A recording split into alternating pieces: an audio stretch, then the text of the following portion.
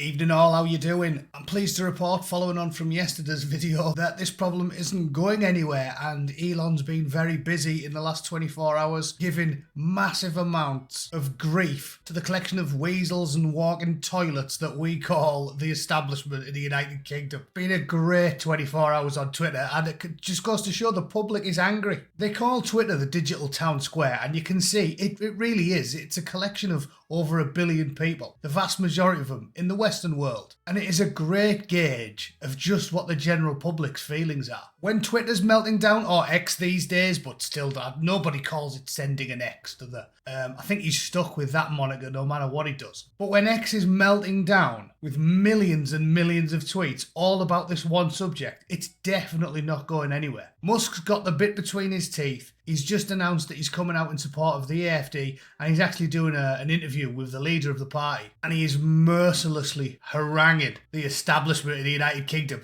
culminating in this fantastic tweet, which is even better than the one he sent yesterday about my pal Sheep Teeth Phillips. And it culminated in his response to Lord Talbot's tweet. Meet Jess Phillips. She is the safeguarding minister. She has refused an inquiry into Alan's lads. Can someone tell her she is supposed to be safeguarding children and not the gangs? Well, it'd be nice if someone could tell her, but thanks to Elon, I think she's probably gotten wind of it.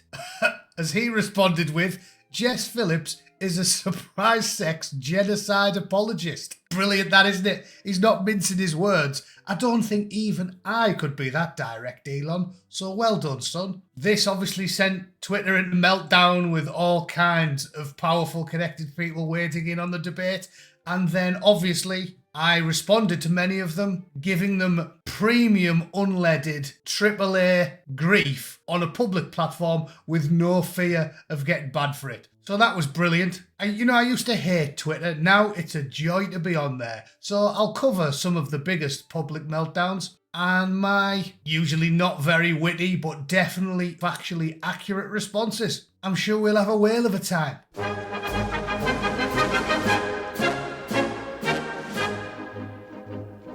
First things first, here's Liam Holman's response to someone having a pop at Jess. We spoke to Jess Phillips. She didn't care about us. We spoke to Starmer, he didn't care about us. We spoke to the Tories, they didn't name our predators.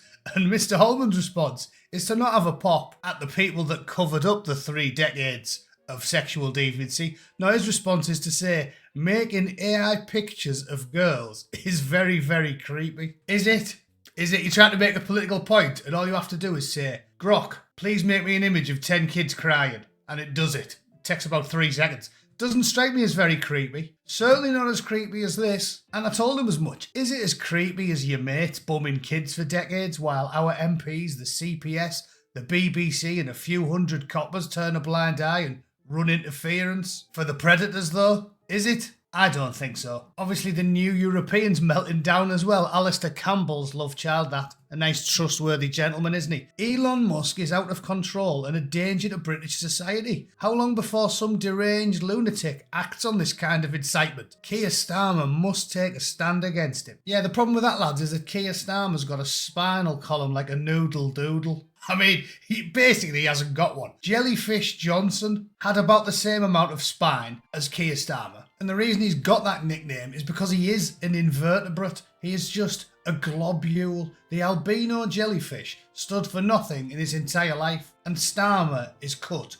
from exactly the same cloth. And I made the point here, the truth hurts, lads. The woke left will criticise child abuse and misogyny until the second they find out it's being perpetuated by someone on the victim pyramid, and then they roll over and pretend it didn't happen. You should all be unable to sleep at night. And that is 100% accurate. We all know it's true. We all know it's true. That's what's caused the whole scandal. People don't generally put it in such stark terms, but that's exactly what happened. If there's a grooming gang and it's full of people that are blonde and ginger, it gets smashed the second anybody hears about it. But because of this pendulum, and then this aggressive playing of identity politics by the woke left, the second they realise that the people involved in all of these rackets and rings and some of the most monstrous crimes imaginable, the second they find out that they have a bit of a tan, the government backs away. They're terrified of doing anything about it. This isn't news. Jack Straw made this point 20 years ago. I remember reading it in the paper, like in about 2003 or something. Jack Straw said, there's a group of people who do not value people that don't follow their faith. They see them as worthless, they see them as fair game, and because of that reason they abuse them with impunity. Jack Straw said it, the sitting Home Secretary. And what happened? Less than nought. Even Jonathan Ashworth weighed in. Do you remember him, that weasel from Leicester? Well, he's probably not from there. He probably got parachuted in like they all do, these Labour MPs. Anna Turley in Redcar. She's got about as much in common with people in the northeast of England as Gandhi does. Anyway, I hope while you're in my old constituencies, Leicester, a city proud of many faiths and communities where diversity is celebrated, you condemn Musk, you condemn his support for Tommy, and you rule out ever taking a dime from him. Robinson supporters aren't welcome in Leicester. Well, there's tens of thousands of them. I may pay another visit as well. And exactly what are you going to do about it? Surprise sex apologist? If you assist kiddie fiddlers, you basically are one. I know it's cliche to be a nonce MP, but tradition is a fine thing. 22 likes on that one. A few years ago, you'd have got an instant ban for that. Now you can have a pop at the absolute weasels that lord it over us and nothing gets said. He's doing the Lord's work, Elon Musk. God bless him. Oh yeah, before I move on, I also take issue with that one. A city where diversity is celebrated. Do you remember when we were culturally enriched recently? Was it last year? Oh no, it was 2022. In August and September of 2022, Leicester saw a period of religious and ethnic tension between predominantly British Hindus and British regulars at Allen's of South Asian origin. The unrest saw rioting, protests, sloganeering, ethnic violence, etc., etc. Diversity is celebrated. No, Jonathan, it isn't. It isn't. How can you say it's celebrated when they're all trying to cave each other's heads in? I'm just putting it out there. Again, are we living in cloud cuckoo land? Who's talking the most sense here? The working class oik from up north? Or the professional politician with his nice manicure and his nice tailored suit? Is he talking more sense than me? A proud city of many faiths where diversity is celebrated and then they all try and murder each other. Yeah, makes loads of sense, Jonathan. Take your head for a shite, son. From Politics UK, Wes Streeting's weighed in, saying Elon Musk's comments about the government are misjudged and certainly misinformed. Really? He said he's calling on Musk to roll his sleeves up and play his part by helping to tackle child exploitation. Yeah, so when it suits them, he shouldn't be opening his mouth. He shouldn't be getting involved in British politics. They love saying that, don't they? How dare Elon Musk? Why is he even talking about it? He's not even British. What, you mean like you didn't talk about Donald Trump for the last 8 years because you're not American? Funny how that works, isn't it? They can have a meltdown about Trump for 8 years, but the second an American bloke says, maybe we shouldn't let a load of random swarthy foreign gentlemen bang dozens of children like a barn door in a hurricane above a greasy kebab shop. Soon as he says that, they go, whoa, what's an American talking about British politics for? Yeah, I don't want to pop your gigantic orange Trump baby balloon. Remember that one? Yeah, the big one that you got professionally made to fly above the capital of England. Yeah, I don't want to pop that balloon. But you're being hypocritical again, aren't you? You're being hypocritical. And Wes, he's saying, oh, you know who needs to fix this problem? Elon Musk.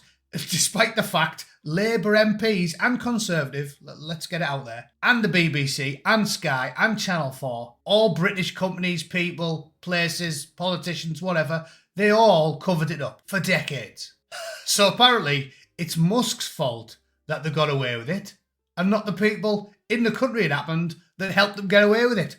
Makes loads of sense, Wes. I was quite succinct here. Streeting helped cover it up. He should be in prison. Yes, he should. And slimy activist lawyer Jessica Seymour KC said, today he put out numerous false and defamatory tweets. Anyone would think he was working for an enemy state. Yeah, you know what I think an enemy state would do? I think an enemy state would help foreign men torture, murder and abuse tens of thousands of little English children. I think that's what an enemy would do, don't you? Sounds like the type of thing like the Ottoman Empire might have done if they rocked up in small boats a few hundred years ago. As far as I'm aware, Elon hasn't rogered anyone above a kebab shop. Sounds to me like if you had to pick one of these two people which you think might be working for an enemy state, it's less likely to be the bloke who tweets occasionally and more likely to be the powerful barrister that helped cover up the systematic abuse of thousands of children. Call me a bluff old traditionalist, but I think that's the type of thing that an enemy of the nation might do. Want to see your kids get bummed till their eyes bleed by a load of swarthy, beardy weirdies. That's logical to me. But what do I know? I'm not a KC or a barrister, so I must be wrong. Tweeting must be worse than systematic child torture. Cheers, Jessica. Also, as an aside, nothing here is false and defamatory. The truth shall set you free, you slimy lawyer. What did he say that's false? Who was the head of the CPS when these gangs were allowed to exploit young girls without facing justice? Keir Starmer, 2008 to 2013. Is that false and defamatory? If it's defamatory, why hasn't Starmer waded in? He seems to be strangely quiet. Was he not the head of the CPS between 2008 and 2013? Who was then, Jessica? I'm all ears, tell me. No? Got nothing to say, have you? No. Because you're a liar.